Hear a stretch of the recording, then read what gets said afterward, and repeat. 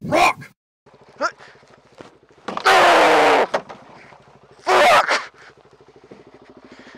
Let's ride!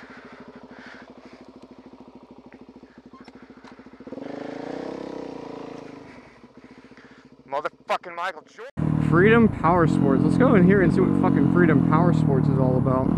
I don't know if this is Family Power Sports anymore. Freedom. I wonder if they got bought or something, or they just changed their name. I came in here because I wanted to talk about places I used to work. And this is one of them right here. But they were at another location at the time. They were not here. See, it was like that. Look, see how it says Family Power Sports right there? That's what it was called when I worked at this place. But that's not the day job I just quit recently. I always told people I would tell them what my day job was once I left it. And I never did. Lots of guessing, and I always sort of did things to throw people off to what I actually did. Just basically by saying weird things like I work at an office or something sometimes and things like that. Wasn't the case. I was actually a vendor for Frito-Lay, or a route sales representative as they would call it. Man, fuck this detour. Road closed my ass. Oh, they didn't try very hard to close it.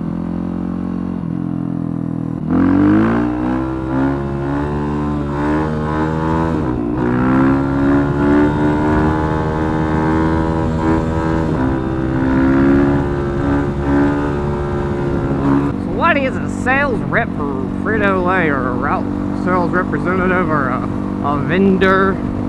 Well, it didn't mean I filled vending machines, if that's what you're wondering. You know, the ones that the put the quarters in. No, not like that. What my job was to basically drive a truck around, pretty decent sized truck, with a lift gate on the back.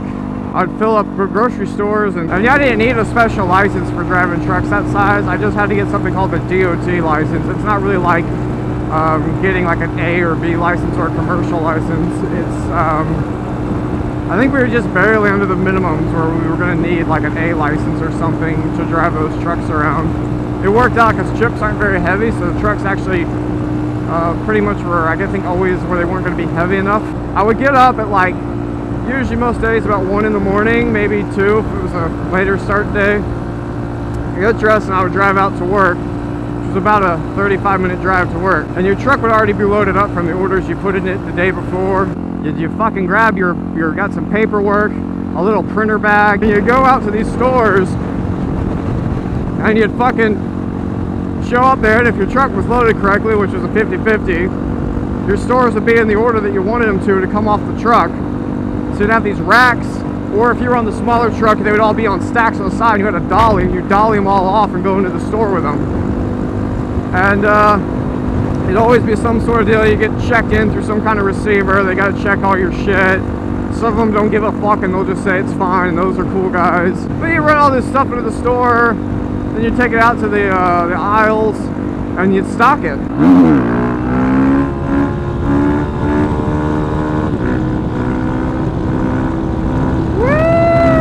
Oh, the fuel light's on. When you get done stocking each store, you would take your little handheld device and you'd basically walk down the chip aisle and you predict what the store needs the next day, or some stores you don't service every day, so you try to predict for the next delivery day how much stuff you need. Some routes have got helpers where they're like bigger routes called like bulk. That's what I did most of the time, was you call bulk style routes, or super bulk they're called, where you basically have somebody called like a merchandiser who comes and helps you.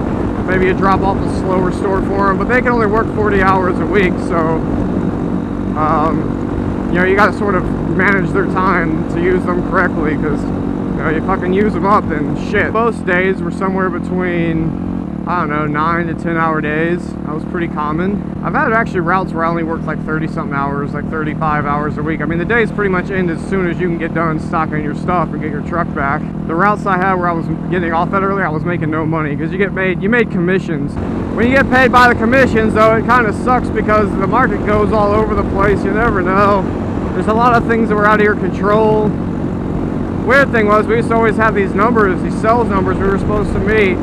And so if you didn't make your sales numbers, not only did you not make as much money as would have been nice to make, but you were in trouble and you got yelled at. So I never understood that one. It's like, aren't we getting punished enough by not making money, you know? Like, I don't need any motivation from my boss. Money was enough. I would have, I don't know. But that was the thing, that always make these sales numbers that they wanted you to meet. And a lot of that's not really in your control. I mean, you know, if you put the fucking chips out there, you make them look nice and pretty, and people don't buy them. Weird hours, early in the morning, I could never, it was always a set schedule. That was what sucked, is like I had the same shift, and the entire time I worked there, I never, you know, 3.5, almost 4 years I worked there, I never had weekends off, ever. That was not a part of my schedule once.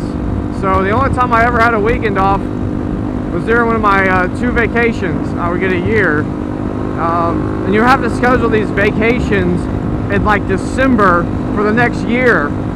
So yeah, there was just a lot of weird things with that job. You always got in trouble for weird shit that wasn't your fault. One thing about being a vendor too is that the stores will shit on you. A lot of these managers, these store managers, fucking hate the vendors. I guess some vendors at some point fucked them over, ruined it for everybody for the rest of the fucking manager's life. And so they would just treat vendors like shit. It's because, you know, it's because it's not, you don't work for them, it's worse, they're your customer. And oh man, I mean, I had some cool bosses there that would back me up times when dumb shit would happen, but most of my bosses I had there, and the time I had it, would seem to switch every 3 months. We're just all about they're all about, God, they just, the spineless, whatever they had to do, suck the customer's dick off so they were happy, and fuck my employee, because, you know, that's what they were trained to do. It's not their fault, it's how they were trained to behave. My only real issue is that I don't take shit from people at my jobs, and that's always been a problem. I mean, these days they want people that can have their thumb under and just, you know, well, fucking pawns for the company. They'll still fire people. I don't give a fuck if you do everything like they say and just do it. There was a lot of times that they would tell us shit that would contradict other shit they told us, or they'd give us unreasonable expectations. And they'd be in these group meetings and everyone would be like hearing this shit, just be like, oh, okay, yeah, we can make that work. And you'd be talking after like, can we make that work? Can we get those kind of numbers? I don't think we can. They're like, no, we're not going to make those numbers. It's like, well, then why are we telling the boss we can?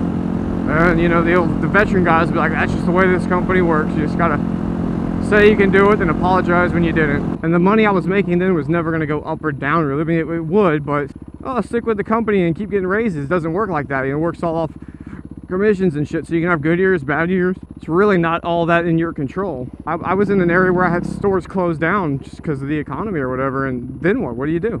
To make it even worse, I started having back problems. Pretty much they found out that I was, you know, I had these slip discs in my back, and I'm sitting there dealing with having to go to like 1,000 different doctors and spending all this money, even with my insurance, it's still costing me a shitload of money.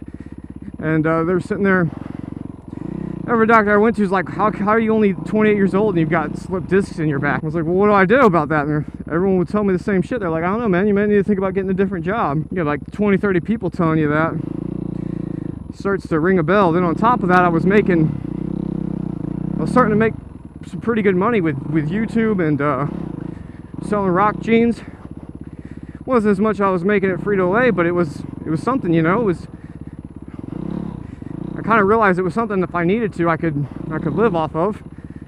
And then that combined with my work's basically completely unwillingness to like give me time off, and I ended up having to take a leave of absence on them, or a medical leave of absence, so I could get all this shit fixed. My boss actually tried to tell me, just because I had a medical release from the doctor telling me not to work, that doesn't mean I could take off, because I have to give him a 2-week notice before I do that. And I said, really? She's like, yeah, you've known you've had back problems, so you gotta wait 2 weeks before you can take off. It's like, I don't think it works like that. But I couldn't even like get into it with her. All I told her, I was like, all right, well, I'll tell you what. Why don't you sign on a piece of paper saying that I have to come to work tomorrow, despite the fact that I have a doctor's note, and you've seen this doctor's note, and you're just gonna ignore it. And then she didn't do that.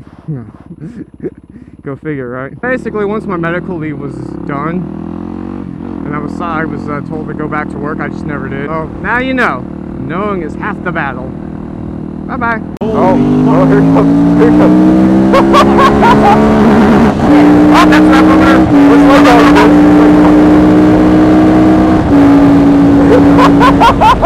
That was 100. Get brave.